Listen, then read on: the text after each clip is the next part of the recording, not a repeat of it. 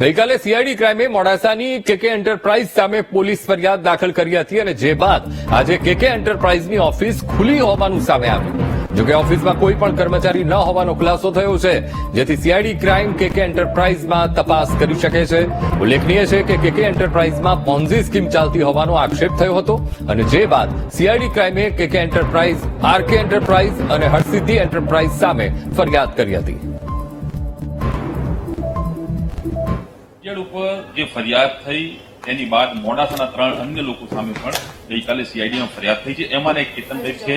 કેતનભાઈ, આપની ઉપર પણ સીઆઈડી શુક્રવારના આ ફરિયાદ મારી નામજોગ નથી થઈ. આ બોર્ડના આધારે ફરિયાદ થઈ છે. મને એવી કોઈ માહિતી પણ નથી મળી, પહેલા કોઈ ચર્ચા પણ નથી થઈ. આ બોર્ડના આધારે કેકે એન્ટરપ્રાઇઝનું બોર્ડ લાગેલું છે એના આધારે. બાકી મારે તો મની લેન્ડરનું લાયસન્સ મેં 22/7/2024 રોજ મને રજિસ્ટ્રાર તરફથી મેં અરજી કરી હતી, મને મળેલ છે. હજી મેં આ ઓફિસનું ઓપનિંગ પણ નથી કર્યું. ઓપનિંગ મારું લગભગ મુહૂર્ત પ્રમાણે 25/2/2025 રોજ છે.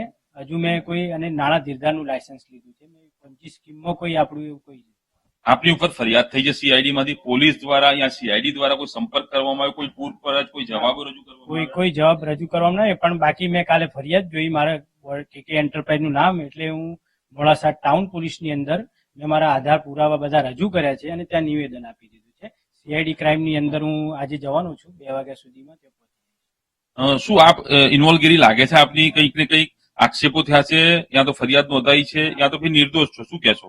મારું તો આ મની લેન્ડિંગનું આ લાયસન્સ મેં લીધું છે, હજી ઓપનિંગ પણ નહીં કર્યું અને મારા પણ બધા આધાર પુરાવા, બેંક સ્ટેટમેન્ટ, આ તે બધું જ છે મારી જોડે. આપણે અંદર કોઈ જ ઇન્વોલ્વમેન્ટ નથી. તો આ હતા કેતનભાઈ પટેલ કે જેમને કહ્યું હતું કે એમની કોઈ પણ જાતની ઇન્વોલ્વગીરી નથી, માત્ર ને માત્ર ફરિયાદમાં નામ આવ્યું છે. સીઆઈડીમાં જઈ અને પોતાનો જવાબ રજૂ કરશે. વીટીવી એમની સાથે વાત કરી હતી, સંતોષકારક એમણે જવાબ આપ્યા હતા. કેમેરામેન નાજીમની સાથે તસ્લીમ સુથાર, વીટીવી, મોડાસા.